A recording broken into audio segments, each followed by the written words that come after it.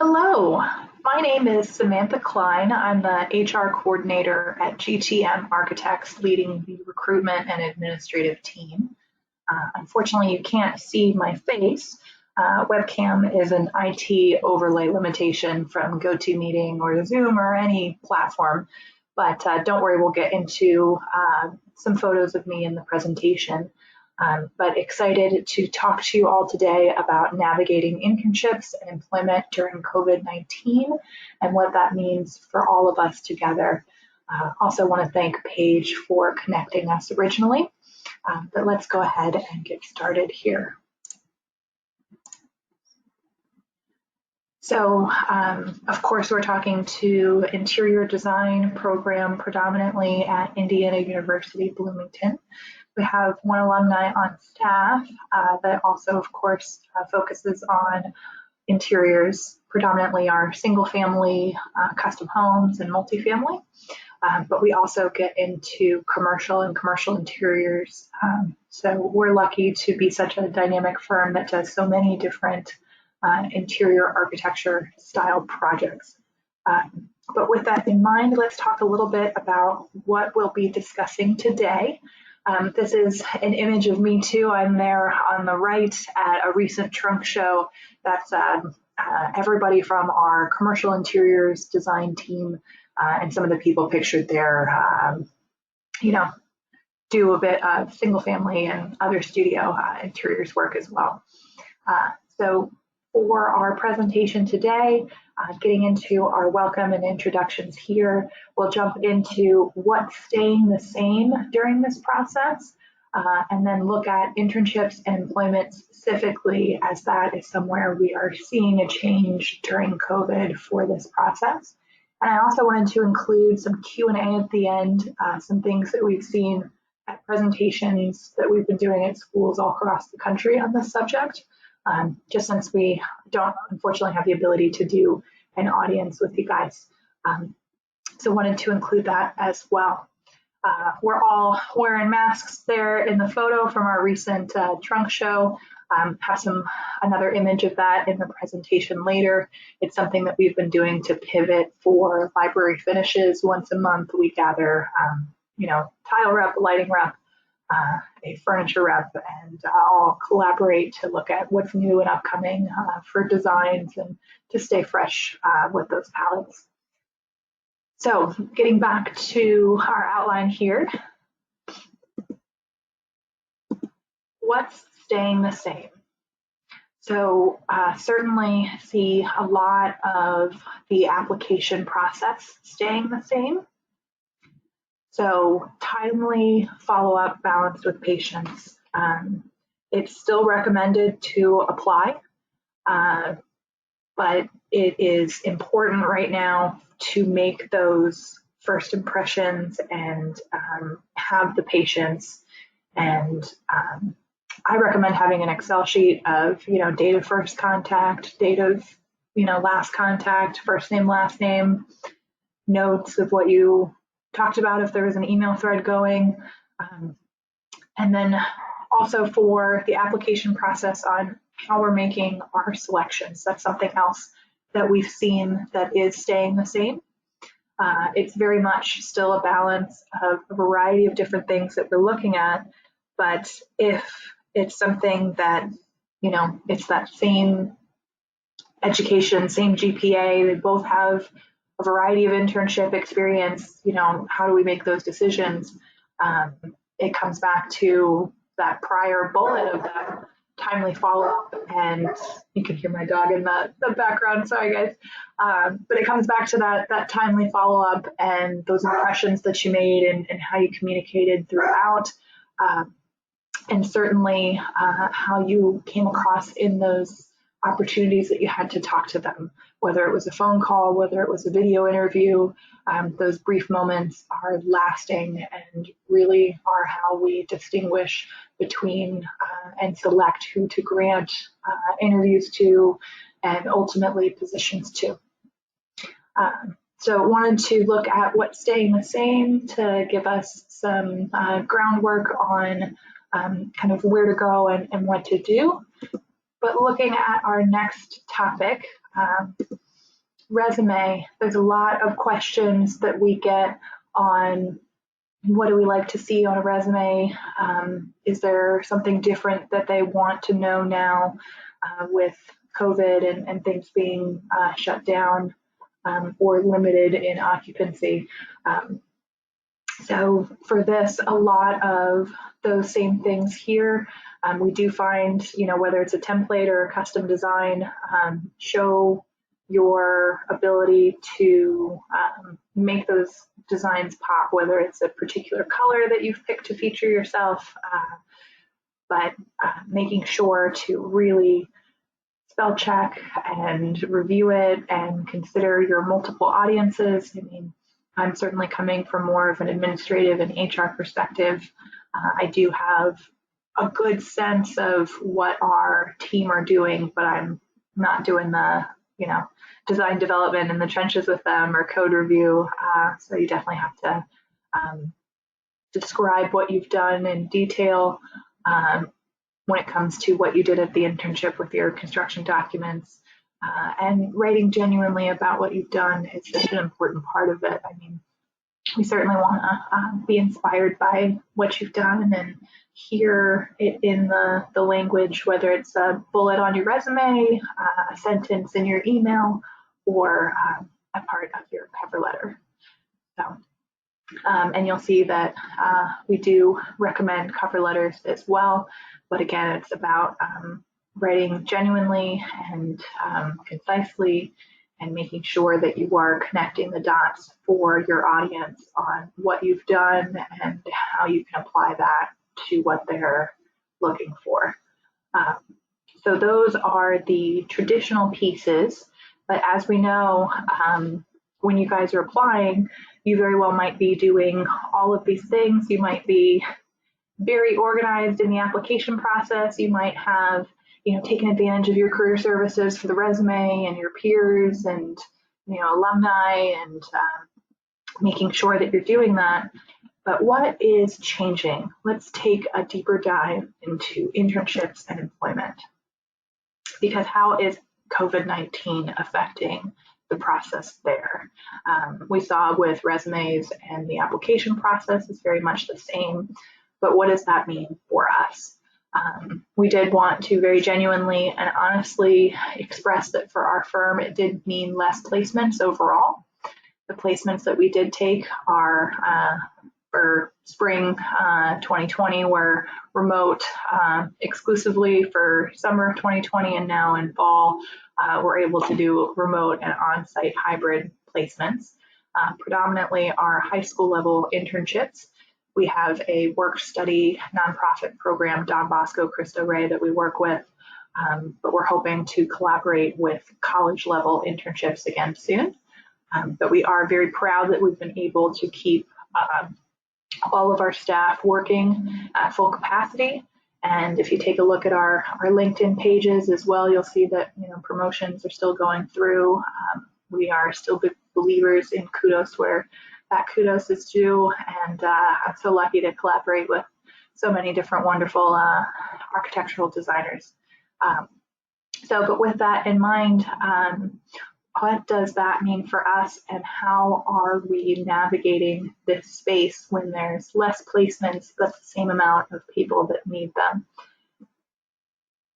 So as I was saying earlier, that Excel sheet, I'm a big Excel organized person, but whatever works for you. But now is the time to get organized and remain motivated. Research those targets, whether it's an architecture firm, whether it's a kitchen and bath firm, whether it's a particular target market and the accompanying departments that go with it. For example, office interiors. There are landlord developers, there are property managers, there are particular engineers, acoustical consultants, biophilic design consultants. There are all the different manufacturer representatives to potentially partner with as internship targets. So it's not necessarily just GTM Architects or any of the other interior architecture firms in the DC, Maryland area to target, but all of the collaborative partners that go along with it. For me, I'm very motivated by green design and eco-friendly things. So Palladino, Stephen Winter Associates are excellent eco and green design consultants that would always be open to also, like GTM, having informational interviews, which is our next topic there. So it's not just getting research targets onto your Excel sheet, but it's also using them strategically. As we said, there are less placements overall. So even though there isn't an opportunity, it's not necessarily something that you want to be discouraged by. So instead, see if they have time to talk to you about their firm. That informational interview is less pressure because it's not related to an opportunity, but it's still something that the employer might be able to do to give you insight into a day in the life of an intern or a day in the life of a architectural designer and what they're looking for in the ideal candidate and how they prefer to be communicated with and what's the best schedule for checking in and what they recommend. So that's another tactic to keep in touch, stay on the radar, and make sure that those limited placements that are going on right now for internships at entry level and mid-level positions are you have more of a relationship with these employers, so if they do arise, you certainly have that already established. Further making those connections on LinkedIn is our next one. Reach out to me. I will always connect with you. I will always celebrate your posts. I will always be a resource for you. You'll find the built environment is very small and we're all cheering each other on, and there are so many different great groups for that. Use your HR connections to get further into studios. There are students that informationally interviewed with me, and I'm recommending making a single page to appeal to a particular studio that they would love to get that kind of experience type with. Again, not giving you guys homework, you don't have to do that, but that's just a recent example of a strong connection on LinkedIn that turned into an informational interview with me that, is continuing to blossom for that individual and could be something that works for you all as well. The last tenet here is not only essential for navigating the process during COVID, but it's really important for your heart as a designer in general. Mastering the enthusiastic response to not right now, but soon is what you'll experience with every design as we go. Sometimes, the client might not be ready to move forward or this or that. So it's the same thing with the employment and application process. So that is what we were seeing, and that is different is there's so many times where, you write a heartfelt response and, I'm interested in meeting or talking, and I just don't hear something back. So take advantage of those opportunities for not right now, but soon, and make sure to log them however you're getting organized so that you can circle back in 2 months or 6 months or whatever that schedule was discussed or that you're kind of routinely checking in with. And of course, what you can maintain with your school schedule as well. But that's what being organized will help you with, because when you have the time, then you can look at those columns and quickly in 15 minutes write some heartfelt emails and be effective and stay timely and in communication for when the opportunities do open up for you. Okay, so now that we know a lot of what we can do, let's go ahead and take a look at an example of that firm research that we're talking about. So, of course, what better firm to look at than GTM Architects here? As promised, that trunk show that we saw a photo of at the beginning is in the upper right-hand corner there. That's me with the hair clip in the chair there. and you can see everybody is having a good time looking at finishes in person. We do a lot of webinars, but it was nice to be treated to lunch by the collaborating reps and get to see some examples of fabric, of furniture. We've got commercial carpet and LVT there. We also have a lot of lighting examples, and also had a fabric representative there as well. In the bottom left is a nod to our culture. Before COVID, we would always do a potluck Halloween and get into costume every year.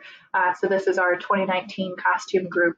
I'm on the left there with a alien chest burster coming out, but really appreciate everybody for all of their excellent Halloween costumes. I am by no means the best Halloween costume every year. We have so many good ones. So how do you find these things out unless you had access to all these cool photos? I've got a Google image shot there. So kind of starting at the location, can you see yourself having fun in that city, in that area?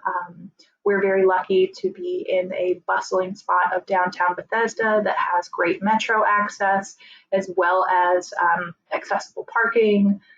So regardless of how you commute, Bethesda is the GTM Bethesda location that is a great place to get to. Also lots of small business, local food and shopping around. And then when you get into the layer of our portfolio of projects, the press and awards that are constantly going up on our website, and different things that we're involved with as far as nonprofits and donations that we do. Those are the types of things that will help you determine who you really want to take the time to follow up with every few months, and make sure that you keep those relationships going, because it is a very small world in the built environment. We are a firm of 55. We're licensed in 23 states across the continental US.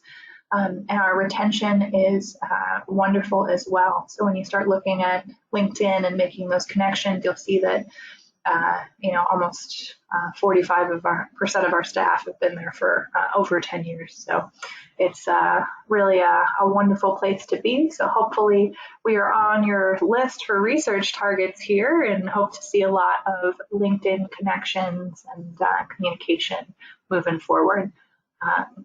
And then, of course, as we looked at on the other slide, patience with me, I appreciate it. It might be a few weeks down the road, but I will definitely get you guys on the calendar always. Just love talking to students and doing these kind of presentations to talk about what we can do, what this means for me. But of course, don't we all have limitations of schedule? We know you do as well. So that's part of the enthusiasm to not now but soon, and making sure we're all doing the best we can together. So that leaves us some time still for some Q&A here. Those patterns that I mentioned at the beginning that we've seen from all of these presentations we've been doing over spring, summer, and fall with the different schools that we partner with across the country. So I get asked quite a bit whether I'm doing these solo or with some of my studio architectural designer partners, why that we chose to stick with the architecture, engineering, and construction industry. Myself, I actually got brought here by prior recession. I reached out to my higher education partners because I worked for University of Maryland College Park at their Universities at Shady Grove campus prior, and had a construction and engineering program there that I placed a lot of students with, and started reaching out to those employers, and ended up working for a kitchen and bath firm that did a few commercial projects as well, and never looked back, and just adored the hard hat and all the diversity that the built environment brings. I had a librarian role there as well as I do now, and I just love the information that you get to learn. I love all of the different opportunities to pivot in different directions and support different projects, different staff goals. So that is why I may not have chosen it, but I'm so glad that I got brought here, and can't imagine myself anywhere else than the AEC industry. Bringing us to our next question, I am a good candidate for describing a typical day for a designer. I often work with our commercial interiors team on light interior design help, labeling submittal packages for them based on their, the CAD schedule they have there on their ID sheets, WT for whatever wall finish they have, and then getting it out to the general contractors. More and more with COVID, of course, and being one of the staff members that's more frequently in the office. And then I also do quite a bit of value engineering, meaning once the construction documents are already set and construction has begun, the client or general contractor is motivated to make finished changes at that time, and there is a discussion. So I do that a lot for multifamily and often for commercial interior, sometimes for commercial. And I help out with the contract administration process, all the logging of the RFIs and submittals.